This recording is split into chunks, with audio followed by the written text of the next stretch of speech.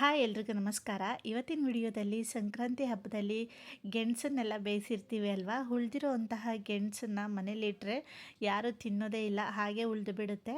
ಇದರಿಂದ ಒಂದೊಳ್ಳೆ ರೆಸಿಪಿನ ಮಾಡಿಕೊಟ್ರೆ ಒಂದು ಚೂರು ಬಿಡ್ದಲೇ ತಿಂದು ಖಾಲಿ ಮಾಡ್ತಾರೆ ಅಂತಲೇ ಹೇಳ್ಬೋದು. ಮಕ್ಕಳಂತೂ ತುಂಬಾ ಇಷ್ಟಪಟ್ಟು ತಿಂತಾರೆ. ಅಷ್ಟು ಸಾಫ್ಟಾಗಿ ಸ್ವೀಟಾಗಿ ತುಂಬಾ ರುಚಿಯಾಗಿರುತ್ತೆ. ಮೊದಲಿಗೆ ಒಂದು ಪ್ಲೇಟ್ಗೆ ಈ ಉಳಿದಿರೋಂತಹ ಗೆಣಸನ್ನು ತಗೊಂಡು ಈ ರೀತಿ ತುಂಬಾ ಚೆನ್ನಾಗಿ ಎಲ್ಲೂ ಗಂಟುಗಳಿಲ್ದಲೇ ಇರೋ ಹಾಗೆ ಸ್ಮ್ಯಾಶ್ ಮಾಡ್ಕೊತಾ ಇರಬೇಕು. ಇದಾದ ನಂತರ ನಿಮಗೆ ಸ್ವೀಟ್ಗೆ ಎಷ್ಟು ಬೇಕೋ ಅಷ್ಟು ಬೆಲ್ಲದ ಪುಡಿನ ಸೇರಿಸ್ಕೋಬೇಕಾಗುತ್ತೆ. ಅದಾದ ನಂತರ ಒಂದು ಅರ್ಧ ಕಪ್ ಆಗೋವಷ್ಟು ನಾನಿಲ್ಲಿ ತೆಂಗಿನಕಾಯಿ ತುರಿನ ಸೇರಿಸ್ಕೊಳ್ತಾ ಇದ್ದೀನಿ. ಹಾಗೆಯೇ ಸ್ವಲ್ಪ ಏಲಕ್ಕಿ ಪುಡಿನ ಸೇರಿಸ್ಕೊಳ್ತಾ ಇದ್ದೀನಿ. ಹಾಗೆಯೇ ಇದಕ್ಕೆ ಸ್ವಲ್ಪ ಗೋಡಂಬಿ ಮತ್ತು ಬಾದಾಮಿನ ಈ ರೀತಿ ಸಣ್ಣದಾಗಿ ಕಟ್ ಮಾಡಿಕೊಂಡು ಸೇರಿಸ್ಕೊಳ್ತಾ ಇದ್ದೀನಿ.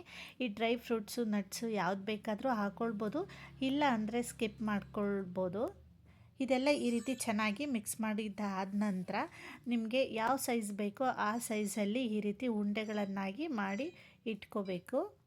ನಾನು ಮೇಲ್ಗಡೆ ಗಾರ್ನಿಷ್ಗೆ ಅಂತ ಸ್ವಲ್ಪ ಬಾದಾಮಿನ ಕಟ್ ಮಾಡಿದ್ದೆ ಅಲ್ವಾ, ಅದನ್ನು ಇಟ್ಕೊಳ್ತಾ ಇದ್ದೀನಿ. ನೀವು ಬೇಕಾದರೆ ಗೋಡಂಬಿನೂ ಕೂಡ ಇಟ್ಕೊಂಡು ಉಂಡೆನ ಮಾಡಿ ಇಟ್ಕೋಬೋದು, ಅಥವಾ ನಟ್ಸ್ ಏನಾದರೂ ಇತ್ತು ಅಂತಂದರೆ ಅದನ್ನು ಕೂಡ ಸೇರಿಸ್ಕೊಳ್ಬೋದು. ಈ ಡ್ರೈ ಫ್ರೂಟ್ಸ್ನೆಲ್ಲ ಹಾಕಲೇಬೇಕು ಅಂತ ಏನಿಲ್ಲ, ಹಾಕಿಲ್ಲ ಅಂತಂದ್ರೂ ನಡೆಯುತ್ತೆ, ತುಂಬಾ ಚೆನ್ನಾಗಿರುತ್ತೆ.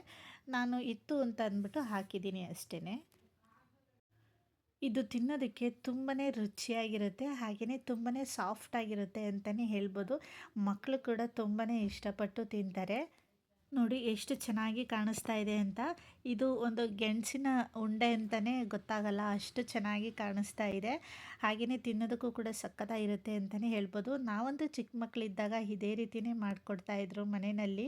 ನಾವೇನಾದರೂ ಗೆಣಸು ಬೇಯಿಸಿದಾಗ ಉಳಿದಿತ್ತು ಅಂತ ಅಂದರೆ ಇದೇ ರೆಸಿಪಿನೇ ಮಾಡಿಕೊಡ್ತಾಯಿದ್ರು. ತುಂಬಾ ಎಂಜಾಯ್ ಮಾಡ್ತಾ ಇದ್ವಿ.